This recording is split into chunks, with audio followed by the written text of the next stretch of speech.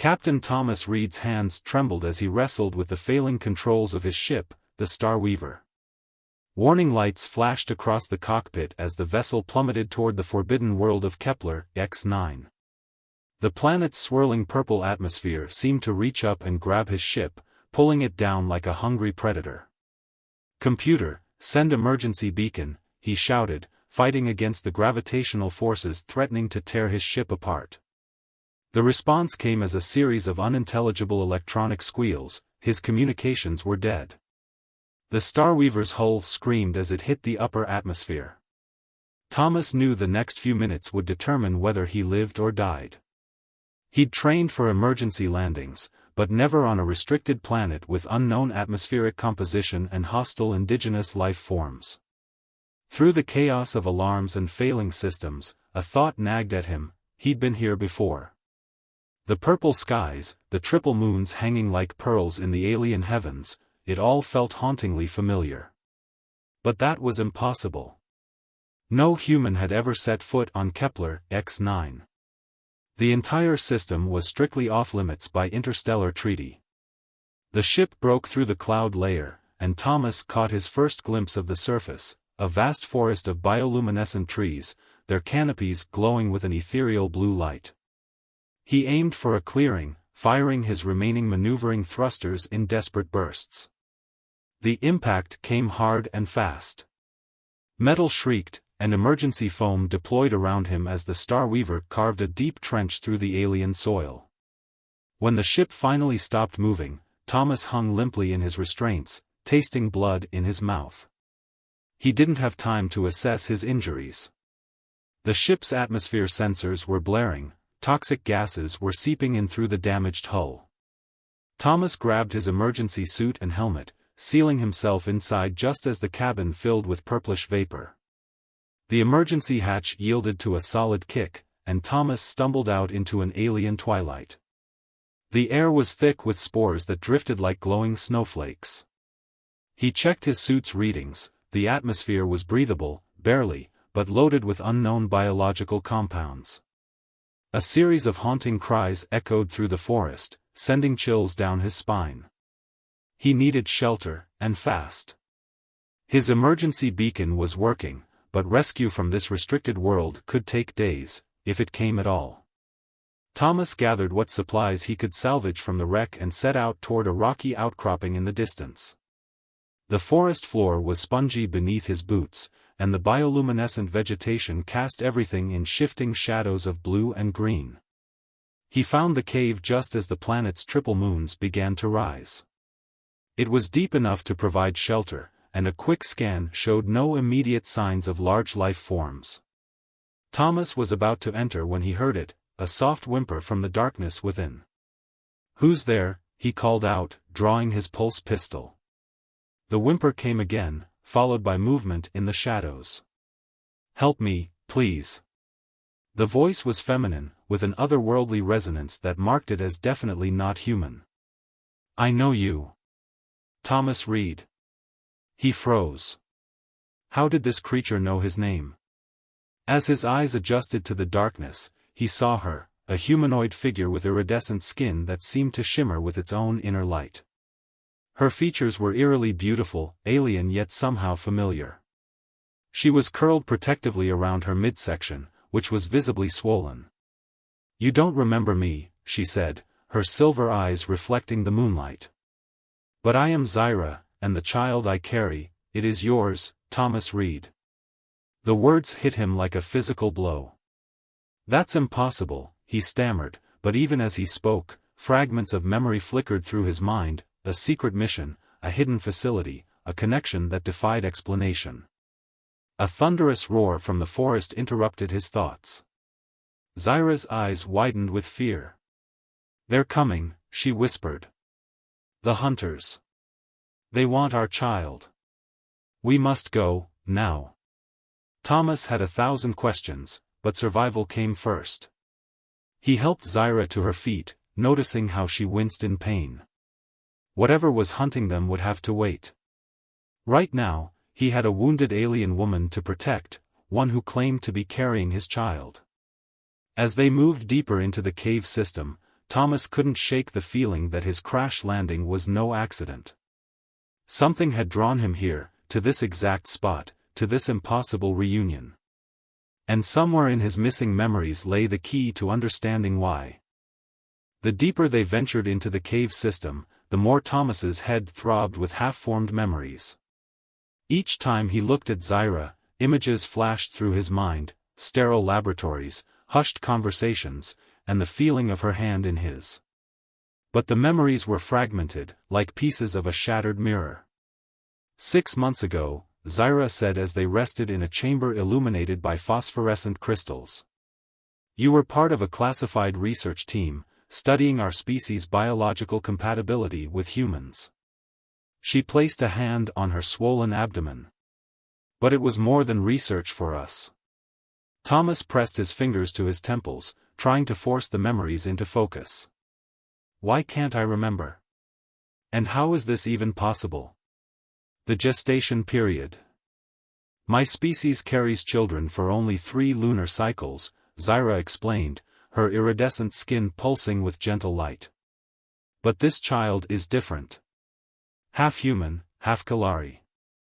The first of its kind. She winced suddenly, her hand flying to her side. Thomas rushed to help her, his training as a space fleet medic taking over. As he examined her, he noticed strange markings on his own arms, intricate patterns that seemed to shimmer in sync with Zyra's bioluminescence. What's happening to me? The bond, she whispered. When we conceived the child, it created a biological connection between us. That's why they erased your memories, Thomas. That's why they're hunting us. They fear what this means. A distant echo of footsteps interrupted them. Thomas pulled Zyra into a shadowy alcove, holding her close as armored figures passed by their hiding spot. The hunters wore the insignia of the Kalari High Command, but something about their movements seemed off. Those aren't regular military, Zyra breathed against his ear. They're from the Shadow Break Division, biological warfare specialists. They're after the baby's hybrid DNA. Thomas felt a surge of protective instinct that surprised him with its intensity. We need to find a way off this planet. My emergency beacon. Won't work down here, Zyra finished. The caves are lined with radiation-absorbing minerals. But I know someone who might help us. An exile named Rand who lives in the crystal forests. He was once a scientist studying human-Kalari relations before the treaties banned it. As they planned their escape, Thomas noticed his vision changing. The cave's darkness was becoming clearer, and he could sense energy patterns flowing through the rock walls. These changes in me, are they permanent? The bond affects both partners, Zyra explained, taking his hand and placing it on her belly. It's preparing you to protect and nurture a hybrid child. Feel. Under his palm, Thomas felt not just movement, but a surge of emotions, hope, fear, love, that weren't entirely his own. The sensation triggered another memory flash, standing in a secret lab, watching in awe as a test confirmed their compatible DNA, Zyra's joy mixing with his own. The High Command didn't just erase your memories, Zyra said softly. They tried to erase all evidence of our research. The possibility of peaceful biological integration threatened too many powerful interests. But they couldn't erase this. She guided his hand to a different spot on her abdomen. Our child carries the potential for both species to evolve together. A sudden tremor ran through the cave system. Dust and small rocks rained down as explosive charges detonated somewhere above. The hunters were getting serious about finding them. They're collapsing the outer tunnels, Thomas realized.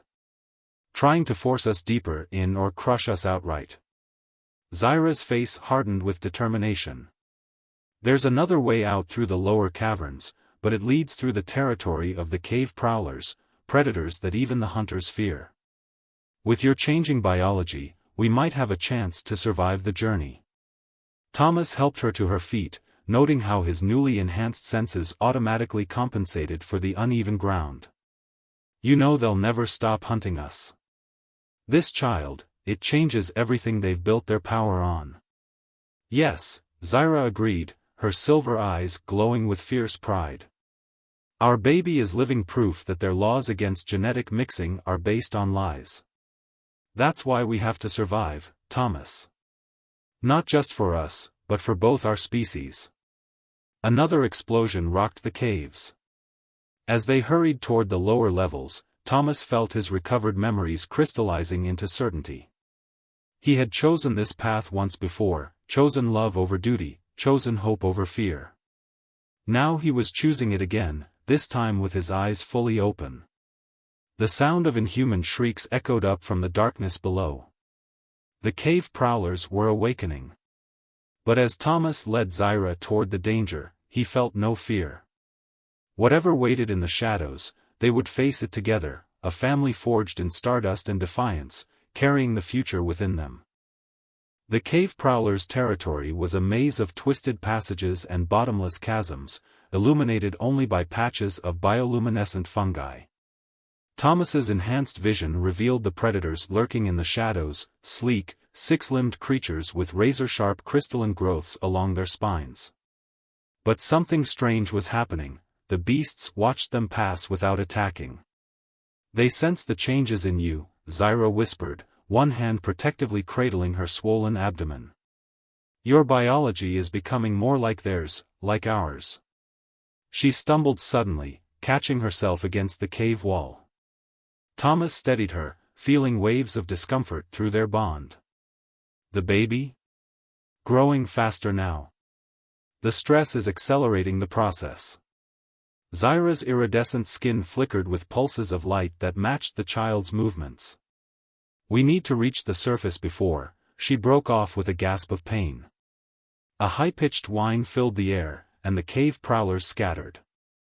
Moments later, the tunnel behind them collapsed under another explosive charge. The hunters were getting closer.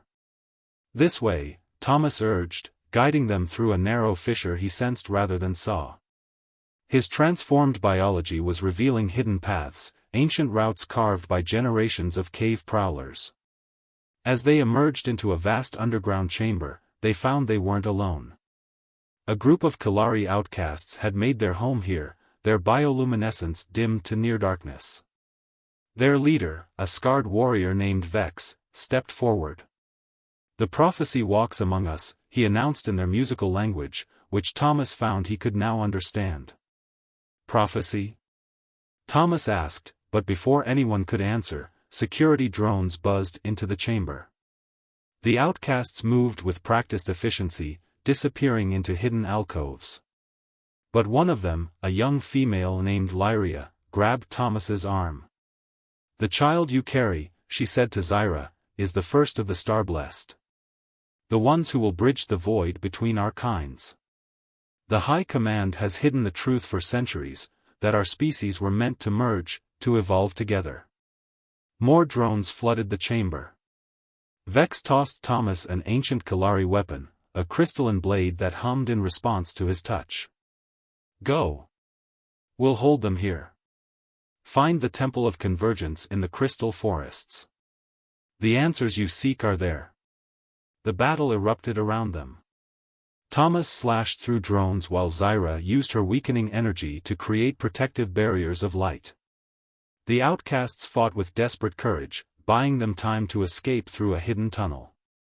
But as they emerged into a phosphorescent grove, Lyria's scream echoed from behind them.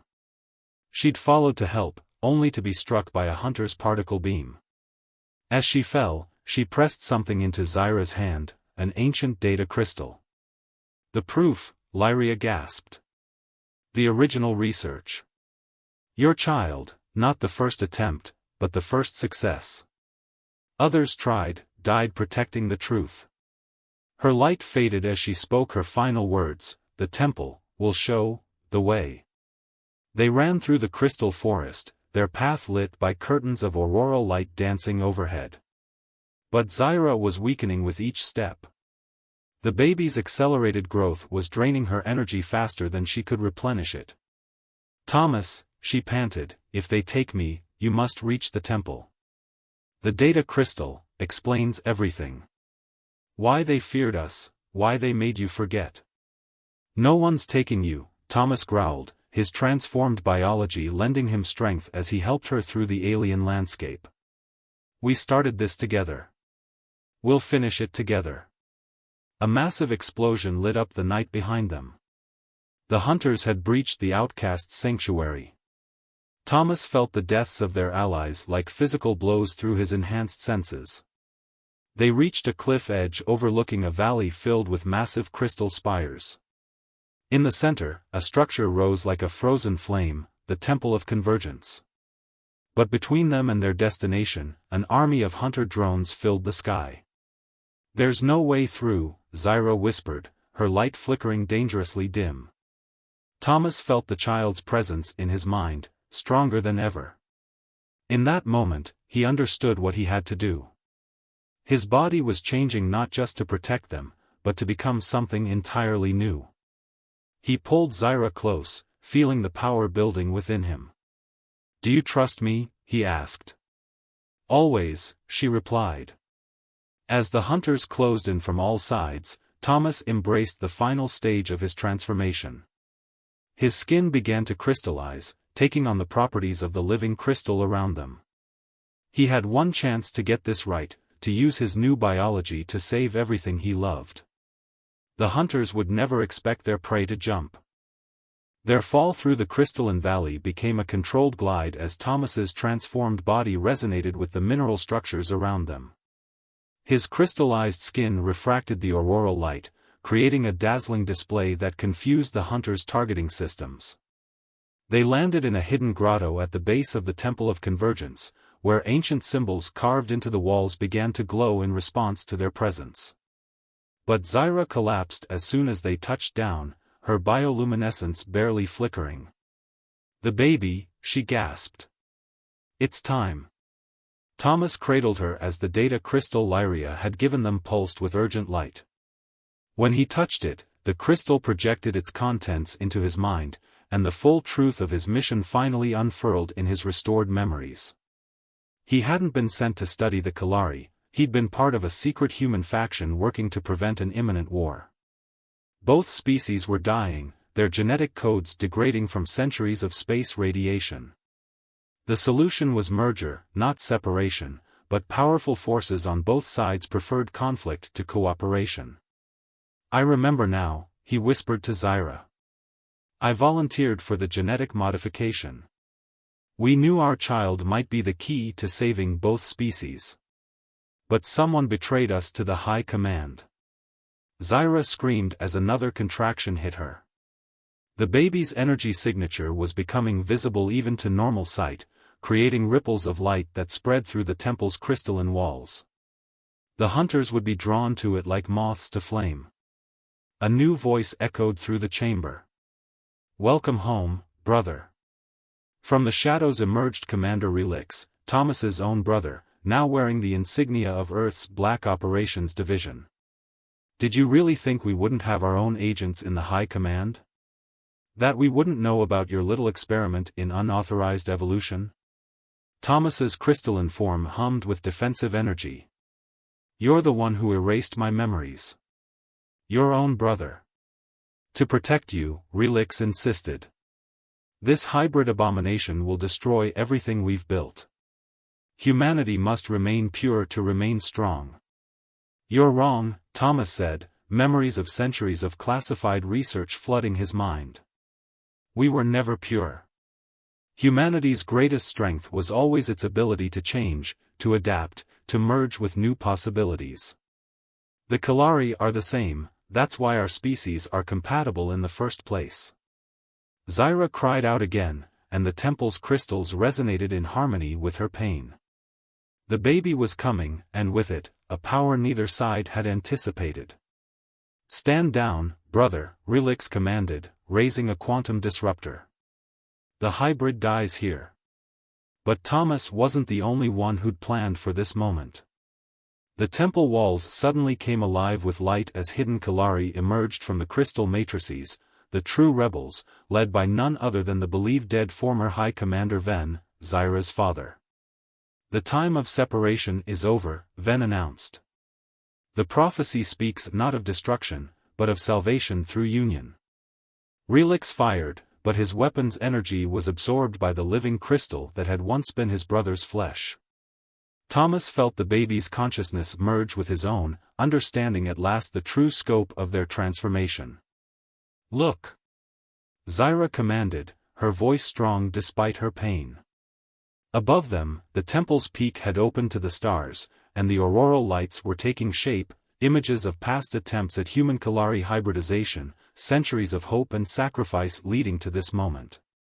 The baby's birth was imminent, its power transforming the temple into a nexus of possibility.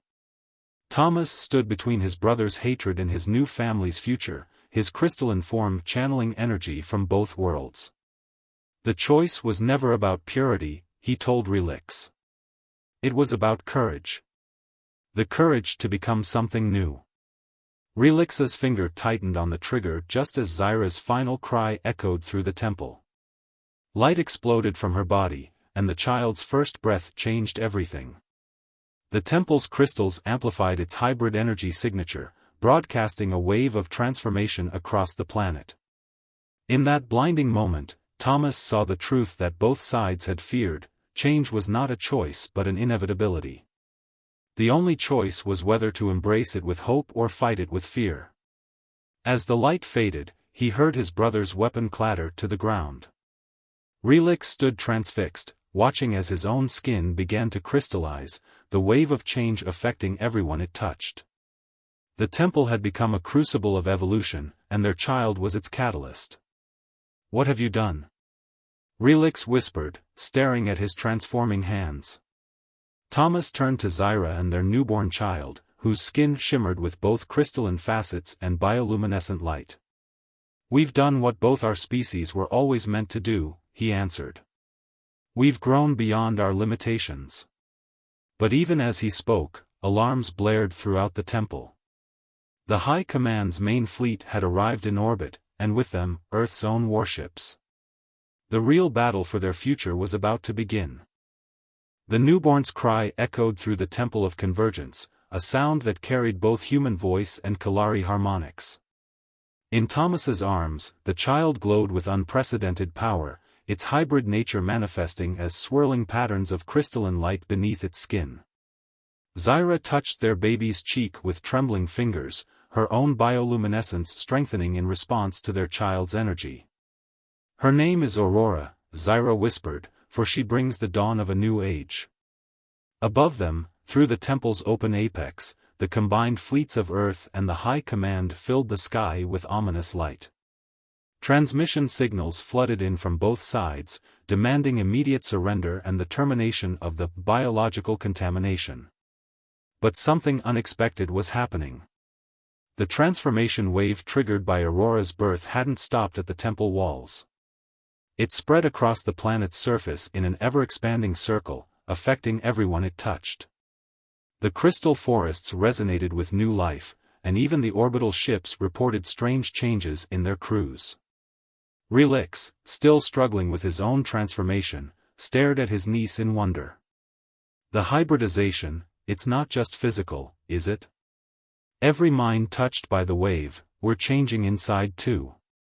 Understanding each other. Feeling what others feel." "That was always the true prophecy," Ven explained, his own crystalline form now matching his daughter's luminescence. "Not a weapon or a savior, but a bridge. A way to end the loneliness that drove both our species to conflict." The temple's ancient technologies hummed to life, projecting Aurora's hybrid DNA sequence across its walls. Within the pattern, both species could see their common ancestry, proof that humans and Kalari had been engineered by the same long-vanished precursor race, designed to eventually reunite and transcend their original forms. Thomas activated the temple's communication array, broadcasting these revelations to both fleets. "We were never meant to remain separate," he announced, his voice carrying the harmonic resonance of his new form. "Look inside yourselves. Feel the change. We're becoming what we were always destined to be." In orbit, the first reports of ship-wide transformations caused chaos. But as the change spread, the chaos gave way to something else: understanding. Empathy. The ability to feel the fundamental connection between all living things. "They're lowering their weapons," Zyra observed, watching the tactical displays. "The wave is affecting everyone, even at a distance. Aurora's gift is spreading through space itself. But not everyone welcomed transformation. A faction of both human and Kalari ships, commanded by the most fearful and resistant to change, turned their weapons toward the temple. The contamination must be stopped, they declared. Better to die pure than live corrupted. The temple's defenses activated automatically, surrounded by a shield of living crystal. But Aurora, sensing the danger, did something extraordinary. She reached out with her newfound abilities, not to attack or defend, but to share something with every being in range: the pure, uncomplicated love of a newborn for all life, untainted by fear or prejudice. The effect was profound. Weapons powered down. Hostile minds opened to new possibilities. The very fabric of space around Kepler X9 seemed to shimmer with new potential. "She's showing us what we can become," Thomas realized, feeling his daughter's consciousness touch his own. Not just a mixture of two species, but something entirely new. Something wonderful. The transformation spread exponentially now, carried on waves of quantum entanglement through the galaxy. Reports flooded in from both Earth and Kalari colonies: spontaneous evolutionary leaps, crystalline forests sprouting on dead worlds, new forms of consciousness emerging from the merger of different species. Relix, fully transformed, stood beside his brother. "The authorities on both sides will try to regulate this, to control it." "They can't," Zyra said, cradling Aurora. "Change this fundamental can't be controlled. It can only be embraced or rejected, and rejection means being left behind." In the days that followed, as both civilizations grappled with their rapid evolution, the Temple of Convergence became a symbol of hope. Thousands made pilgrimages to witness Aurora, the first of a new kind of being. But she wasn't alone for long.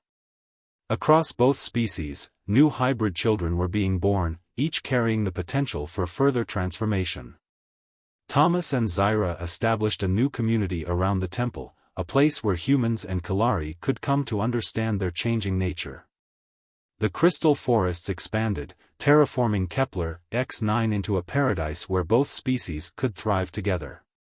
"We're not just parents to Aurora," Thomas said one evening, watching the triple moons rise over their transformed world. "We're parents to a whole new future." Zyra smiled, her crystalline skin reflecting starlight. "And that future is more beautiful than either of our species could have imagined alone." Aurora, growing with remarkable speed, played among the crystal formations, her laughter carrying both human joy and Kalari music.